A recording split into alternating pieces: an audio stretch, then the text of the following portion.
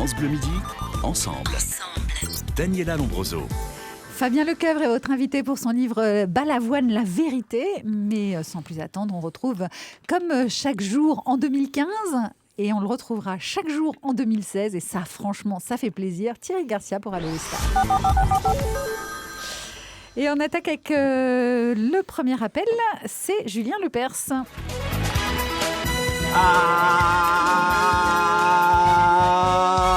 Bienvenue. Je dis bienvenue dans Question pour un champion. Je rappelle que nous jouons pour un poster dédicacé. Je soutiens Julien Lepers, que le gagnant pourra afficher dans sa maison de retraite. Tout de suite, un indice chez vous. Attention, qui suis-je? Top. Même si mon nom évoque une céréale, contrairement à de nombreux chanteurs, je n'ai jamais planqué mon blé à l'étranger.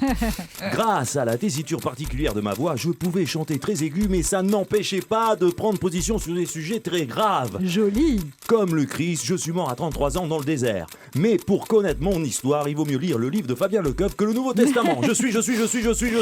Daniel Balavoine, bien sûr. Ah ouais. Je dis oui. Ah oui, Daniel Balavoine, bravo, l'inoubliable Balavoine. La Ziza, je te veux si tu veux de moi. Je l'aime, ce jeu, je l'aime, ce jeu. On l'aime, ce Julien Lepers, on l'aime. Bonne année, Julien. Merci, bonne année. Pas de panique pour la retraite, on vous récupère si jamais.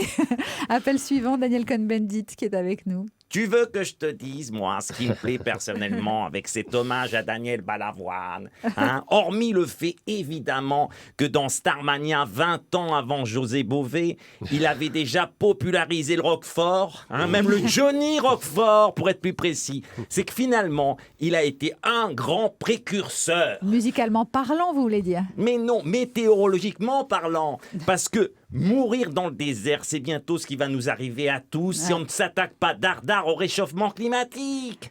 Et puisque malheureusement il n'est plus là pour pousser ses célèbres coups de gueule, je vais le remplacer.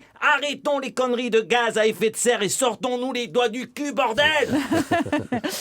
Je crains qu'en matière d'écologie, tous les cris, les SOS restent un peu lettre morte. Philippe Manœuvre nous rejoint. Non mais au secours quoi, Daniela. Sur la tête de mes Santiago. Mais t'as cru quoi? Que 2016 c'était l'année des fadaises, c'est ça?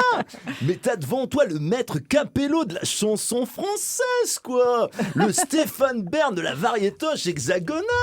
Le Albert Einstein du top 50. Alors pose-lui la question que tout le monde se pose, bordel. The question.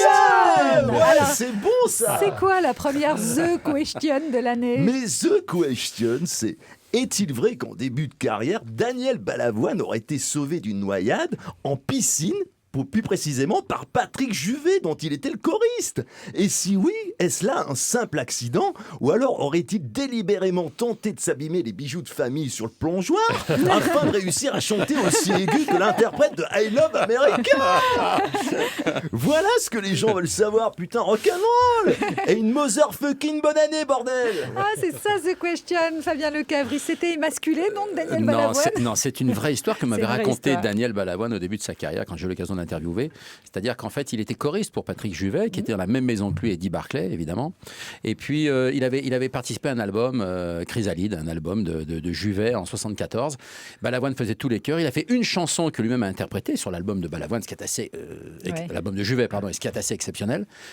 Et à un moment donné, ils se sont isolés dans une maison, il y avait un sauna et une piscine. Balavoine a fait du sauna parce qu'il a fait des régimes toute sa vie, Balavoine. Il avait un problème de poids, tout le temps, il a faisait des régimes, comme moi d'ailleurs. Et alors, à un moment donné, et il est passé du sauna à la piscine. C'est-à-dire du très très chaud, et il a plongé dans l'eau glacée de la piscine. Et là, il a fait un arrêt cardiaque. Ah ouais, vraiment. Et il a flotté. L'hydrocution. Évidemment. Et c'est Juvet qui a plongé immédiatement pour le remonter sur les bords de la piscine. Réanimation, le SAMU est arrivé. Enfin, ça a été, attention, un vrai problème. Hospitalisé 48 heures. Évidemment.